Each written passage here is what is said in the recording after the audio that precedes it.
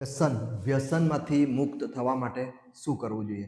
આમ તો આપણને બધાને ખબર જ હોય છે કે કોઈ પણ વ્યસન જેમ કે મસાલા, તમાકુ, બીડી, આલ્કોહોલ, દારૂ એટલે આ બધા આ જે વ્યસન છે ને એમાં એનાથી શું છે તમે અમુક સમય જતા અમુક તમે હદ ઉપરાંત જ્યારે આ વ્યસન કરતા હોય ત્યારે તમને કંઈ ને કંઈ હેલ્થ ઇસ્યુ આવવાના જ છે. જેમ કે આલ્કોહોલ તમે વધારે પીતા હોય તો શું છે કે આલ્કોહોલ જ્યાં સુધી તમારું લીવર જ્યાં સુધી આલ્કોહોલની વધારે અસર લીવરને થતી હોય છે. તો લીવર જ્યાં સુધી એનો સામનો કરી શકે ત્યાં સુધી બરાબર છે. જ્યારે એક વખત લીવર એનો સામનો ના કરી શકે એ આલ્કોહોલ જ્યારે થાકી જશે અને લીવરના સેલ્સ ત્યારે શું છે તમારું લીવર બગડવા માંડશે અને લીવર બગડશે એટલે પછી શું છે તમારે કશું આપણા હાથમાં કશું રહેતું નથી. ફક્ત ને ફક્ત શું છે કે મોટા મોટા દવાખાના મોટા જે હોસ્પિટલ હોય ત્યાં આપણે આટા જ ખાવાના, ફાઇલ લઈને ફર્યા કરવાનું. છેલ્લે શું થવાનું છે તો બધાને ખબર જ છે. એવી જ રીતે શું છે તમે ઘણા લોકોને શું મસાલા અને તમાકુ બીડી ને બધું ખાવાનું તે હોય તો એમાં પણ બી શું મોઢાના કેન્સર થવાના બહુ ચાન્સીસ રહેતા હોય છે. તો એટલે કહેવાનો મતલબ એટલો છે આપણો કે વ્યસનથી નુકસાન તો થાય છે. અમુક મર્યાદામાં રહીને તમે કરો તો એટલું બધું નુકસાન નથી થતું. પણ જ્યારે ઓવર થઈ જાઓ તમે તો તમને ડેફિનેટલી કંઈ ને કંઈ પરિણામ એના અમુક સમય પછી જેવા મળતા જ હોય છે. તો પહેલું તો શું યાદ રાખવાનું કે ક્યારે બી આમ બને ત્યાં સુધી શું છે કે આ કોઈ બી વ્યસનમાં પડવું નહીં.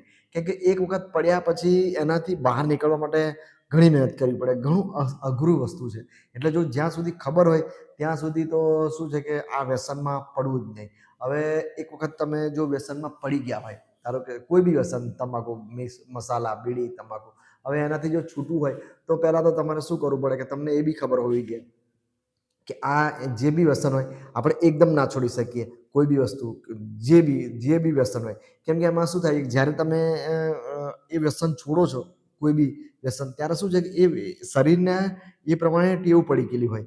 જે બી તમે દારૂ પીતા હોય, આલ્કોહોલ લેતા હોય, મસાલા ખાતા હોય, તમાકુ ખાતા હોય એટલે એ શરીરને શું છે કે એવી લત લાગી જાય છે કે જે બીજા દિવસે જ્યારે તમે એ વસ્તુ છોડો ને ત્યારે શરીરમાં એ વસ્તુ આપણું શરીર એ રીતે ટેવાઈ જાય છે કે આ વસ્તુ એને જોઈએ જ. તો એવી રીતે આલ્કોહોલ જોઈતું તો આલ્કોહોલ પણ જોઈએ કાં તો પછી તમે નિકોટિન જે તમાકુ મસાલો ખાતા એ બી જોઈએ.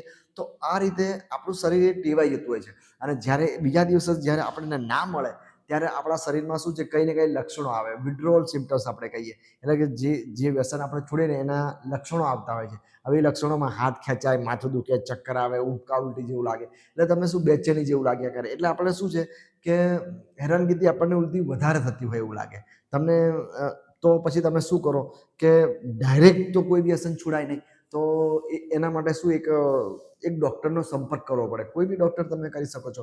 અમે હોમિયોપેથિક ડૉક્ટર છે એટલે અમારા હોમિયોપેથિક ડૉક્ટરમાં શું છે કે કોઈ બી વ્યસન હોય તમને કે એની અમુક દવાઓ આવેલી છે. જેમ કે જે લોકો આલ્કોહોલ વધારે પીતા હોય એના માટે ક્વાર્કસ છે, સલ્ફ્યુરિક એસિડ, મધર ટિંચર છે એટલે કે એવા પછી કેલ્કેરિયા આર્સ છે. આવી બધી મેડિસિન છે કે જે અને શું જે દારૂ પીવાની ઈચ્છા ઓછી કરે અને જ્યારે વ્યક્તિ દારૂથી દૂર રહેતો હોય છે ત્યારે શું છે કે એનામાં અમુક લક્ષણો આવે છે એની સામે એને ફાઇટ કરે આ મેડિસિન.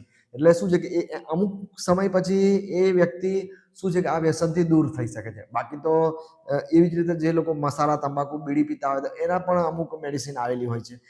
એવેના સટાઈવા છે. એવેના સટાઈવામાં તો બધા કોઈ બી વ્યસન હોય તમે એ મધર ટિંચર આવે છે એ તમારા ડૉક્ટરને પૂછીને તમે લો તો તમને ફાયદો થતો જ હોય છે. એટલે કે કહેવાનો મતલબ મારો એટલો જ છે કે જ્યારે આપણે કોઈ વ્યસન હોય આપણને તો વ્યસન શું છે કે આપણે આપણી જાતે આપણે એનાથી દૂર થઈ શકતા નથી. કોઈ બી વ્યસન હોય એના માટે બહુ તમારામાં મનમાં પાવર જોઈએ, વિલ પાવર જોઈએ અને બીજું થોડો ઘણો ડૉક્ટરનો સપોર્ટ પણ જોઈએ. કોઈ બી ડૉક્ટરનો એવું નથી કે અમારા હોમિયોપેથિક બી કરી શકો. કોઈ બહારના બીજા બી ડૉક્ટરો તમારા નજીકના કોઈ ફેમિલી ડૉક્ટરના ટચમાં રહીને બી તમે આ વિડ્રોલ સિમ્પટમ્સને કંટ્રોલ કરવા જ પડે. જો જે શરૂઆતના 10 દિવસ હોય છે જ્યારે તમે કોઈ બી વ્યસનથી દૂર હોય ને 10 દિવસ તો એટલા અઘરા પડી જાય છે કે એમાં સિમ્પટમ્સ આવતા હોય. હવે આ સિમ્પટમ્સમાં જે તમને તમારી મેડિસિન થોડી મદદ કરી શકે છે. તો એ રીતે તમે થોડા આ જે વ્યસન છે એનાથી દૂર થઈ. ધારો કે તમે 10 સિગરેટ પીતા હોય તો તમે ડાયરેક્ટ કાલે એમ કહો કે હું 10 સિગરેટ છોડી દઉં, 10 મસાલા ખાતા હોય તો કાલથી જ કહું હું બધું છોડી દઉં તો એવું શક્ય નથી બનવાનું. કેમ કે એ દિવસે તમે બીજા દિવસે શું તમારામાં કંઈ ને કંઈ ચેન્જ આવશે, બોડીમાં કંઈ ને કંઈ લક્ષણો આવશે. તો તમે શું કરો થોડા અડધા કરો. ધારો કે 10 પીતા હોય તો 5 કરો, પછી 5 મસાલા 10 ખાતા હોય તો 5 મસાલા ખાઓ, પડીકીઓ 10 ખાતા હોય તો 5 કરો, અડધી કરો. શરાબ વધારે પીતા હોય તો થોડું અડધું કરો. ચા વધારે કોઈને છોડવી હોય તો એ બી અડધી કરો. 3-4 કપ પીતા હોય તો અડધો કપ પીવો, કાં તો પછી 10 કપ પીતા હોય તો 5 કપ પીવો, એમાં બી નિકોટિન હોય છે. તો પછી એ રીતે તમે થોડું અડધું કરો. અને પછી બીજું શું, તમારા કોઈ ડૉક્ટરના ટચમાં રહો. ડૉક્ટરના ટચમાં રહો એટલે તમને જે થોડીક તડપ તમારી ઓછી કરી આપે. કોઈ બી આ વસ્તુની સેલ્ફ મેડિકેશન તમારાથી થવાનું નથી. એટલે તમે કોઈ તમારા ડૉક્ટરના ટચમાં રહો અને તમને કયા કયા લક્ષણો આવે છે, નોસિયા, ઉલટી, ઉબકા, ચક્કર આવે, એ શું છે, એ તમારા ડૉક્ટર તમને થોડા થોડા દૂર કરી આપે એ લક્ષણો. તો એ રીતે શું છે, તમે 4-5 દિવસમાં આ લક્ષણો બી થોડા થોડા તમારા દૂર રહે અને તમે 4-5 દિવસ જો આ રીતે કાઢી નાખો તો પછી ધીરે ધીરે તમારા જે 5 લેતા હોય, 5 કપ પીતા હોય, કાં તો 5 થોડો દારૂ અડધો થઈ ગયો હોય, તો પછી તમારે શું થોડો બિલકુલ ઓછો થઈ જાય. અને આ રીતે ધીરે ધીરે વસ્તુ તમે ઓછું કરી શકો છો. ડાયરેક્ટ તમે એવું કહો કે નહીં હું કોઈ બી વસ્તુ ડાયરેક્ટ છોડી શકું, તો એ શક્ય નથી. કેમ કે એના માટે વિડ્રોલ સિમ્ટમ્સ, જે વિડ્રોલ સિમ્ટમ્સનો સામનો કરો અને વિડ્રોલ સિમ્ટમ્સ સામે જીતવું એ કંઈ હસી ખેલ નથી. એટલે તો કહીએ છીએ કે હર કોઈ વ્યક્તિ જાતે જેટલા બી આપણે આજુબાજુ આપણે જોઈએ છે કોઈ વ્યસનવાળા વ્યક્તિ હોય છે, એ જાતે ટ્રાય કરે છે વ્યસન, તો એનાથી મુક્ત થઈ શકતો નથી અને બહુ જાણવાય નથી મળતો. તો એને શું છે, કોઈ ડૉક્ટરના ટચમાં રહેવું પડે, કોઈ એના નજીકનું કોઈ એવું સેન્ટર હોય કે જે આવું કંઈ છોડાવતો, એના ટચમાં રહેવું પડે. કેમ કે આ જે વિડ્રોલ સિમ્ટમ્સ છે એમાં તમે નહીં જીતી શકો. તો આ વ્યસન મુક્તિ માટે તમારે કોઈકનો ટચમાં રહેવું જ પડે. જાતે થતું નથી. અને વિલ પાવર, કદાચ તમે વિલ પાવર તમારામાં આવી શકે છે. વિલ પાવર એટલે મજબૂત તમારું મનોબળ કેવી રીતે આવી શકે, તો કે તમને શું છે કે ઘણી વખત કેવું હોય છે કે અમુક આ લક્ષણો તમારામાં આવવાના છે, તો તમે શું છે સવારે 10-15 મિનિટ ને સાંજે 10-15 મિનિટ થોડો ધ્યાન યોગ કરો. ધ્યાન યોગ કરો એટલે શું થાય કે મનને તમે કોઈ એવી જગ્યાએ વાળો. ધારો કે તમે સવારે તમારા કોઈ ગુરુદેવ, ભગવાન, તમારા માતાજી, તમારા બાપ, તમારા કોઈ બી એવી જગ્યાએ વાળો કે ભાઈ એક જગ્યાએ વાળી દેવાનું મનને.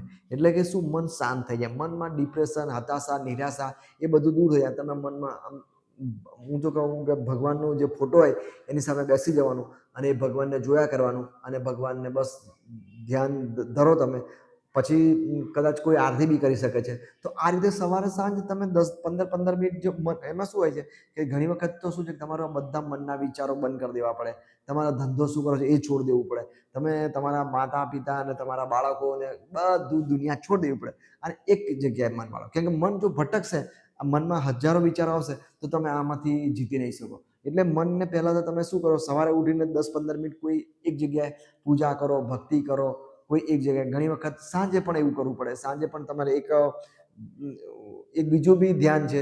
એમાં શું, તમે કદાચ તમારા ભગવાનનો કે તમારા ગુરુદેવનો ફોટો જોવા મૂકવાનો, એને શાંતિથી જોયા કરવાનો, બંધ આંખોએ જોયા કરો. એટલે મનને કશું કહેવાનો મતલબ મારો છે, મનને એક જગ્યાએ વાળવાનો. મનને એક જગ્યાએ વાળો, આખો સંસાર ભૂલી જાઓ. પછી કદાચ તમે કોઈ આરતી બી એક મનથી કરો, કદાચ ભજન કોઈ એક મનથી સાંભળો. તો આ રીતે દુનિયા છોડી દો અને એક જગ્યાએ મનને વાળતા શીખી જાઓ. સવારે 10-15 મિનિટ, સાંજે 10-15 મિનિટ. તો શું છે કે તમારું મન થોડું હળવું થાય અને તમે મન પર થોડા વિજય મેળવી શકો અને તમારામાં વિલ પાવર વધે. તો અને આજે તમે જે કર્યો, જો ધ્યાન કરો આ રીતે 10-15 મિનિટ, આજે 10 મિનિટ કરી સવાર સાંજ, કાલે 15 મિનિટ કરો, તો પછી ધીરે ધીરે 20-25 મિનિટ સવારે અને 20-25 મિનિટ સાંજે કરો, તો તમે મોટા મોટા રોગો સામે બી જીતી શકો છો. તમે કેન્સર, ડાયાબિટીસ, બ્લડ પ્રેશર, તો ખાલી આ મનોબળ તો શું, બધું ઘણું તમારામાં શરીરમાં ચેન્જ આવે. પણ આ શું છે કે એ એટલો થોડો ટાઈમ આપવો પડે. હવે એક બીજું એક છે કે ભગવાન બુદ્ધ તો એવું કીધું છે કે જો તમારું કદાચ મન એક જગ્યાએ કોન્સન્ટ્રેટ ના થતું હોય, ઘણી વખત આપણે શું છે, મનને એક જગ્યાએ વાળવું કંઈ એટલું બધું સહેલું નથી. એટલે આપણે શું છે, એ ધ્યાન કદાચ આપણાથી ના થવાતું હોય, તો આપણે બસ એક જગ્યાએ શાંત જગ્યાએ બેસી જવાનું અને શું છે કે આપણો જે આ શ્વાસ લેવા, કશું શ્વાસ જોરથી લેવાની જરૂર નથી કે જોરથી કાઢવાની જરૂર નથી. ફક્ત ને ફક્ત બસ એ ધ્યાન કરો શ્વાસમાં કે ભાઈ મારો આ શ્વાસ લેવાઈ રહ્યો છે અને આ શ્વાસ બહાર નીકળી રહ્યો છે. આ શ્વાસ લેવાય છે અને આ શ્વાસ દેવાય છે. એટલે શું, આપણું મન ભટકવાના ચાન્સીસ બહુ જ ઓછા થઈ જાય, બહુ જ ઓછા. એટલે શું, તમે આ મન જ્યારે આ રીતે એક જગ્યાએ વાળશો 15 મિનિટ, 10 મિનિટ, 15 મિનિટ સાંજે અને સવારે, તો શું તમારા મનમાં જે થકાન હોય, માનસિક થકાન હોય, માનસિક ચક્કરો હોય, જે માથું દુખવું હોય, તમને અમુક જે ટેન્શન હોય એ બધું ફ્રી થઈ જાઓ. રાત્રે તમે સાંજે જ્યારે 15-20 મિનિટ આ રીતે કરો, તો શું તમને ઊંઘ સારી આવે અને કદાચ તમને એવું લાગે કે રાત્રે 10-11 વાગે બહુ તડપ થઈ તો બી તમે શાંતિથી એક જગ્યાએ બેસી જાઓ અને કોઈ ભગવાનના ફોટા પાસે કે આવી રીતે કોઈ મન એક જગ્યાએ વાળો તો તમારું મન શાંત થઈ જાય. એટલે દિવસે બી તમને બહુ એવું લાગે કે બહુ જ મને ઈચ્છા થઈ ગઈ છે, બહુ જ એ થઈ ગયું, તો બી તમે એક જગ્યાએ મનને તમારું વાળો. એટલે મન આ શું છે, વ્યસનની મુક્તિ માટે, કોઈ બી વ્યસનથી મુક્ત થવું હોય તો પહેલો રસ્તો છે પોતાનું મન. જ્યાં સુધી આપણે મન પોતા એક મનને સ્ટ્રોંગ નહીં કરીએ ત્યાં સુધી આ વ્યસન મુક્તિ આપણાથી થવાની નથી. એટલે કે મન તમે એક જગ્યાએ વાળો, મનમાં એક જગ્યાએ વાળશો અને જે માનસિક થાક ઓછો થશે. કેમ કે આવા વ્યક્તિઓને શું માનસિક થાક બહુ લાગશે, ટેન્શન, ચિંતા, ડિપ્રેશન ને બધા ઘણા જ કારણો હોય, ઘણી ઊંઘ ના મળે, એટલે બધા અને નિકોટિનની અસર, કોઈ આલ્કોહોલની અસર, એ બધી ઓછી ક્યારે થાય કે તમે મન શાંત કરશો તો ઓટોમેટિક એ બધાના જે ખરાબ જે દૂષણો છે એની સામે લડવાની શક્તિ મળે. અને બીજું કે તમારો કોઈ ડૉક્ટરના તમારા ટચમાં રહો તો ડૉક્ટર શું તમારા કોઈ આવા વિડ્રોવલ સિમ્ટમ્સ આવતા હોય જે આપણા જે છોડીએ એના જે સિમ્ટમ્સ બોડીને એ જરૂરી હોય કે બોડી એ પ્રમાણે ટેવાયેલી હોય તો એ સિમ્ટમ્સના જે લક્ષણો આવે છે ને એને થોડો તમારો નજીકનો ડૉક્ટર તમને એનાથી દૂર રાખે. એટલે તમે આ રીતે 10 થી 15 દિવસ જો તમારા કાઢી નાખો અને 10-15 દિવસ જો તમારા નીકળી જાય તો તમે આ જંગ જીતી જાઓ. ઘણી વખત તો શું છે કે ધીરે ધીરે લડવાની છે, કે આ લંગ એવી રીતે નથી કે ભાઈ 5-10 દિવસમાં આને પૂરું કરી દો. આજે 10 દિવસ થોડું અડધું કરો, પછીના 10 દિવસ તમે થોડું એનાથી અડધું કરો, પછીના 10 દિવસ તમે બિલકુલ ઓછું કરી દો અને ધીરે ધીરે આપણી કોઈ મેડિસિન ચાલુ રાખો, જો કોઈ બી તમારા જે ડૉક્ટર સજેસ્ટ કરે અને એ રીતે તમે 1 મહિનો કરો તો તમારું શું છે કે આ વ્યસન મુક્તિ થઈ જ જવાની છે. અને આ મન માટે મન કોન્સન્ટ્રેટ કરો, મનને ધ્યાન કરતા રહો, સવાર સાંજ બપોરે જ્યારે તમને વધારે તડપ થાય તો આનું ધ્યાન કરો. રાત્રે ઊંઘ ના આવતી હોય કેમ કે ઊંઘ બી પૂરતી આવી જોઈએ, કેમ કે ઘણી વખત શું છે આ વ્યસનોને ઊંઘ નથી આવતી, તો ઊંઘ માટે બી વચ્ચે તમને એવું લાગે કે નથી ઊંઘ આવતી રાત્રે, તો શાંતિથી એક વખત રાત્રે 9-10 વાગે બી તમે બેસીને ધ્યાન કરી શકો છો.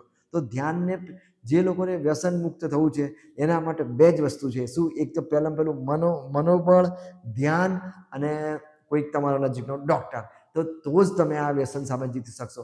બાકી તો શું, મેં જે જોયું છે ને કોઈ વ્યસનની મુક્તિ તો કોઈની થતી નથી. જો વિડીયો ગમ્યો હોય તો લાઈક કોમેન્ટ જરૂરથી કરજો. સારું, ચાલો.